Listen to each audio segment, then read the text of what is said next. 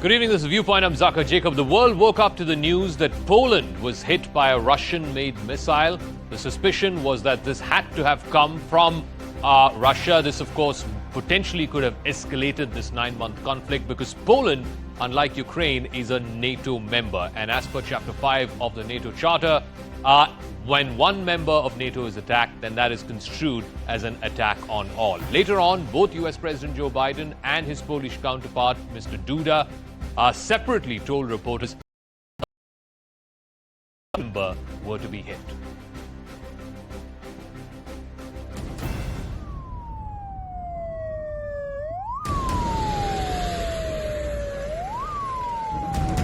It's the first confirmed case of the war in Ukraine having caused casualties in another country. This one was not on Ukrainian territory, where there's been a spurt in Russian missile strikes over the last 24 several hours. We asked for the support of allies with whom we are in constant contact. Not just another missile strike, because this one was in NATO territory. And the hit holds massive consequences arising out of what is potentially a vicious escalation of the Ukraine-Russia conflict. Actually, a devastating confrontation directly on the ground with Russian forces. As alarm buttons were pushed in Warsaw, tremors were felt at the G20 summit in Indonesia. G7 and NATO leaders got into a huddle as US President Joe Biden called an emergency meeting. Biden underscored support for Ukraine, even as he expressed strong doubts on the missile in Poland. There is preliminary information that contests that.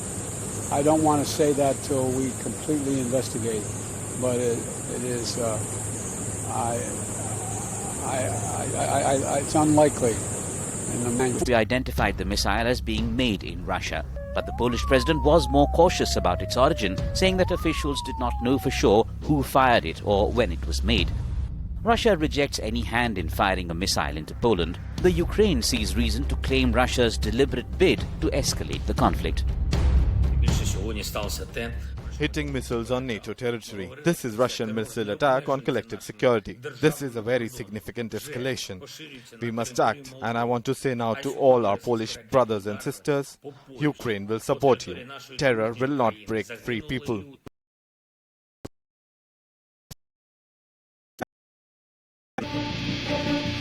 All eyes on a definitive statement as mind-boggling fallouts are calculated. We'll be joined in a moment by Alexei Goncharenko. He's a member of Parliament of Ukraine. Fred Weyer is a political analyst and Russia affairs expert. We also have very careful and restrained in terms of reacting. The line was always that we want to establish the facts and we want to get to the bottom of the matter. And it seems that that's what happened, that the preliminary investigation points that was the Ukrainian air and missile defense system, which was launched to intercept the Russian attack against. Conflict was on the precipice. There was definitely the threat of escalation quite quickly and quite dramatically. Does this incident once again highlight to you how this war would completely spiral out of control if even there were to be an accidental firing of a Russian missile into NATO territory? I think this is Fred Weyer. Thank you. We've all been dreading something like this. You have this very intense, highly kinetic war taking place right on the border of NATO. NATO countries, especially Poland, is heavily involved in arming Ukraine, training Ukrainian forces.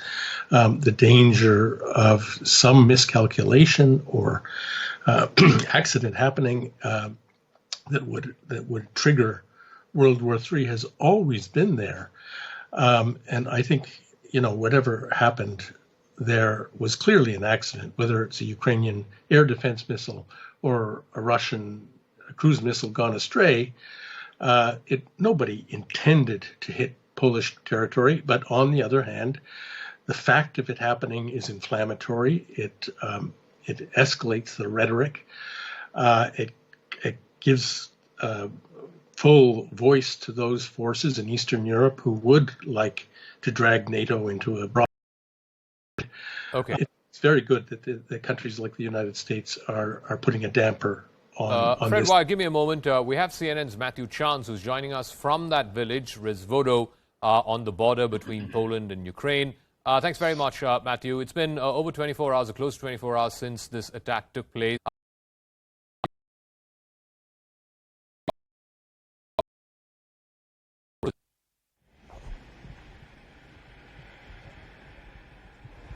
Yeah, I mean, look, the investigation is still underway. You might be able to see behind me, the police have still cordoned off the area.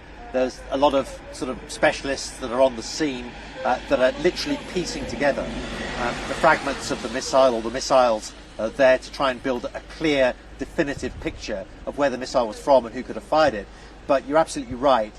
Last night when I got here, the concern was that this was a Russian strike on the territory of a NATO ally, which obviously could have had extremely serious consequences. This morning, the situation feels a little calmer in the sense you have had the United States President come to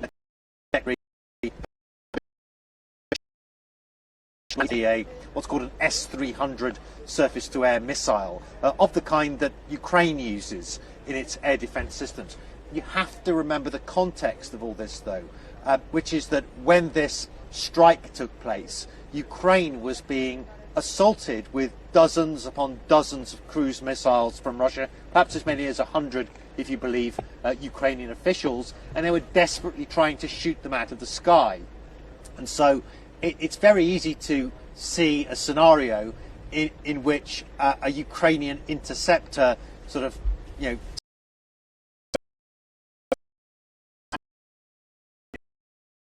of escalation. This time it turns out it could have likely been a Ukrainian self-defense or air defense missile that misfired or it went astray. But what's to say that the next time it will not happen?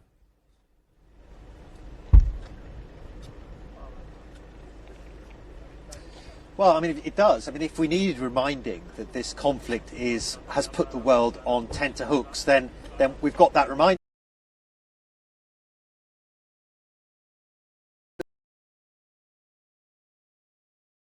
Broaden into something much bigger, much more dangerous than it currently is, and it's very dangerous, of course, already, particularly for those people inside Ukraine. I think it's also bolstering the case, the fact that this incident happened at all, even if it is a Ukrainian interceptor that caused this damage.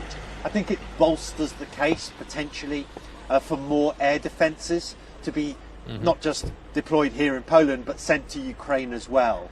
And so that has a potentially escalatory effect as well. And so, there's nothing good going to be coming out of this investigation into what was behind this incident, whether it's a Russian missile or a Ukrainian interceptor. All right, Matthew Chance from the Rezvodov village on the border between Ukraine and Poland. Thanks very much for joining us live here on Viewpoint. I want to also go across to two other guests. Vishnu Prakash is still on the broadcast. Give me a moment, sir. I'll come to you in just 1 second. Oleksiy Goncharenko is a member of parliament of the Ukrainian parliament. He's joining us. Mr. Goncharenko, now it's fairly confirmed that both American officials and also the Polish president, speaking to reporters a while back, saying that this was not a missile fired from Russia. Did Vladimir Zelensky, the Ukrainian president, jump the gun and jump to a conclusion by saying that this was a Russian-fired missile? I can tell you that the best, I think, the president of Poland, Prime Minister of Netherlands, and other high officials said that no matter what is this missile, I mean, from what country exactly, but we should blame in this the country which started a war in the middle of Europe, that is Russian Federation. And sooner or later, this war would go across the borders, and it's absolutely clear. In reality, it came across the borders from the first days, when the millions of people were running to European countries, when food prices are peaking in the world, including India and other countries. So from all these points of view, there is only one country who is guilty in what's going on, and it's Russian Federation. So don't you believe that by jumping to the conclusion that Russia was behind this attack, wasn't your president trying to sort of draw in NATO into this conflict? Wasn't that the intention of that statement? Our president was saying that this war if it will not be ended soon, will have a huge consequences. And now we see one of them. That's all. But you don't think that he was jumping to the conclusion to ensure that Thank you. NATO I gets need to into go. this war? Because as you very well know, as per the NATO Charter, an attack on one is an attack on all. All right, we've lost that link with Goncharenko. We'll try and go back to it in a second. Let me get Ambassador Vishnu Prakash on this. Right now, yes, I mean, I think things have sort of stepped back from the precipice a bit. Biden, in particular, showed a lot of restraint by refusing to jump to conclusions. But I'm afraid this relief is ephemeral because the conflict is escalating. A question that needs to be asked, which you are asking, but we need to ask that very more forcefully, is using shrill denunciation and accusations towards Russia and President Putin for acts of omission and commission which may have been committed or may not have been committed. Because this is very dangerous, and this is something that needs to be checked and asked and should be sorted out, because you are just a hair trigger away from a catastrophic situation.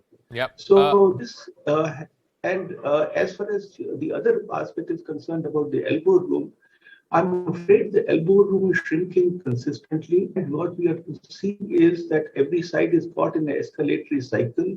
So unless the cooler heads prevail in Washington, Moscow, and at the NATO countries, other NATO countries, okay, I'm afraid there's very little elbow room that India and other countries have. Lucas Kulesa, do you see, as you heard from Matthew Chance also a moment ago, an increasing clamor now by Poland, Romania, other countries around that region, Hungary, etc., for strengthened air defenses? Because in this case, it turned out to be an accident. 2 people died, unfortunately.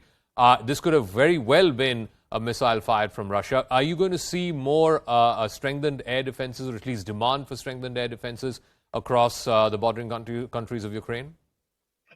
I mean, speaking more broadly, I don't see any change coming in the policy of Poland and also other NATO countries in the region in terms of continuing their support, our support for Ukraine, including the military assistance, and strengthening our efforts to pressure Russia to end this war and to isolate Russia. So this is a tragic incident. We will get to the bottom of it, but it wouldn't change the policy direction. When it comes to the air and missile defense systems, I think there will be a strong push to act on 2 tracks. Mm-hmm. The first track being to strengthen the Ukrainian system, and already some systems were transferred, but more should be done, because we have to remember that Ukraine actually is the major victim here of the Russian attacks. So one track is to increase the capabilities of the Ukrainian we air did see, and I'm glad that the last 24 to 48 hours, maybe in response to Russia losing Kherson or Russia withdrawing from Kherson. But the fact also remains that, how do you respond to such missile strikes? I mean, does this only strengthen the case for further NATO involvement? Because if NATO gets involved in this war, we're going to look at likely a full-blown world war, if you will. I hate using, bombastic phrases on this program, but that's what it will entail if NATO gets fully involved. Is it not a Third World War already? I just want to remind you, full-scale aggression in the center of Europe. Belarus is involved. Russia occupied Belarus and using Belarus territory to attack Ukraine. Iranian drones attacking Ukrainian cities. Is it not a world war? I think it is, unfortunately, already a World War III. And for sure, sooner it will be stopped better. And NATO now sees, like President Biden said, that every inch of NATO territory will be defended. But now it's clear after this very dangerous incident and with tragic incident with human victims, that it is impossible to defend every inch of NATO territory when Ukrainian sky is not defended. So what should be done? If not to go to the war, like you are saying, that Ukraine is not a member of NATO, unfortunately, but helping Ukraine with air defense, with fighters, we can protect not only Ukrainian sky, but also other countries around from Okay. this. And in general, sooner Ukraine will win this war, because we are winning this war. We are liberating our land every day. Sooner we will Fred finish Wire, it. Sooner what we have seen is sooner Russia will retreat.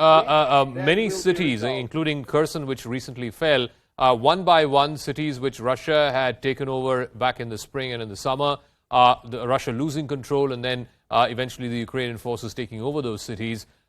Do you think the missile strike that we saw over the last 24 hours is in response to the loss of territory, to the loss of Kherson?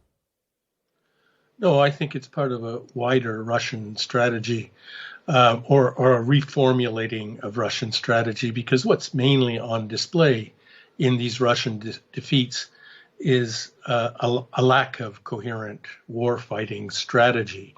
It's not that the Ukrainian army has destroyed the Russian army in Kherson or Kharkiv. They did get out more or less in good order and reformulate their lines. I'm not trying to detract from the Ukrainian victory, but it's not total victory. It's not decisive. The Russians have reformulated what their war goals, shortened their lines. They're bringing in reinforcements they clearly intend to fight on. And I think that these strikes are part of some future Russian plan for offensives. What may that offensive look like? Because right now, I mean, of course, he started off the war wanting to change the regime, wanting to change Zelensky. Those ambitions had to be scaled down. It then came down to 4 regions where referenda were carried out. Now, as I understand, in at least one of those 4 regions, the Russian troops have withdrawn, and it's likely they could withdraw from a second one as well. Will this war then be limited to Donbass, the Luhansk and Donetsk regions, which is why Vladimir Putin started this war in the first place? I think you have to ask Vladimir Putin and Sergei Surovikin these questions, because I have no idea. All I can see is that they are definitely mobilizing forces, bringing in reserves, buttressing up their front lines. They must, at this point, have some onward plan. And I suspect we have to wait till the ground freezes in January to see what that is. But I don't think, I appreciate the jubilation in Kiev and the feeling that they're going to win, and that's great for them. But the idea that it's all over, but the shouting is really premature. Let me also play out, we just have that soundbite of Jens Stoltenberg. He's the Secretary General of NATO. They had an emergency meeting a short while ago, and this is what he said to reporters just moments ago, and then I'll go back to our guests. Yesterday's explosion took place as Russia launched a massive wave of rocket attacks across Ukraine. Since the start of Russia's illegal war in Ukraine, NATO has increased vigilance across our eastern flank, and we are monitoring the situation on a continuous basis. An investigation into this incident is ongoing, and we need to await its outcome. But we have no indication that this was the result of a deliberate attack. And we have no indication that Russia is preparing offensive military actions against NATO. Ask Alexei Gocharenko this. This is the NATO Secretary General. He's saying there's no evidence that this was launched from Russia, or there is no evidence to show that Russia intends to launch some kind of an attack on a NATO member. That's what he said. What should I comment? The General Secretary of NATO knows better than me. He knows better the results of investigation. If he says like this, it is like this. In this concrete case, But I just want to remind you that every day on Russian state TV, they are telling about nuclear possible attacks on London, Washington, New York, other cities, that they will destroy them, that they will destroy everything in these countries with their, for example, nuclear weaponry. Is this aggressive behavior? Is this a threat? I think it is a threat. So, and clearly rhetoric is coming from both the Russian side as well as the Ukrainian side. Neither side seems to be in a mood to come to the negotiating table. Are we looking at a winter freeze with, European citizens having to pay more for their electricity, for their gas prices? We could even possibly be looking at blackouts across the European continent. Are we looking at a freeze for the next 3 months and then both sides regroup once the snow starts melting? Well, I would agree with that. I think we are looking at the long haul because neither side is willing to blink or relent. The fact is that regardless of how long the conflict lasts, I still want to call it war. I would like to call it conflict. Russia cannot lose or cannot afford to lose, and Ukraine cannot win. So in this kind of a situation, the question that needs to be asked is that, yes, Russia is the aggressor, but who needs peace the most? Who needs the war to stop, the conflict to stop immediately? And that I would argue and submit that is Ukraine, because Ukraine is getting destroyed. Ukrainian people are getting killed. But is that what is happening? I'm afraid the very dangerous rhetoric that is coming from Ukraine is not helping at all. It is time, again, I would like to reiterate that Ukraine and Russia and NATO should revisit the situation and see how to bring changes so that the ceasefire can be brought about sooner than later. We have to leave it at that. Thank you very much to all our guests. But as we wrap up, we're also getting another piece of breaking news. And this is, again, very interesting because now that NATO has announced, and you heard Jens Stoltenberg a moment ago saying that the explosion in Poland was likely from a Ukrainian missile. Now, the Ukrainian National Security Secretary, Alexei Danilov, has come out and said that Ukraine has evidence that this missile was indeed Russian, and he's also demanding proof from NATO to show that this was a Ukrainian missile and not a Russian one. It was launched from Ukraine and not from Russia, in what could perhaps be the first public difference of opinion, if you will, between NATO and Ukraine. So clearly, this entire incident, this explosion in Poland, what it was initially construed to be and what it's turned out to be are two different things.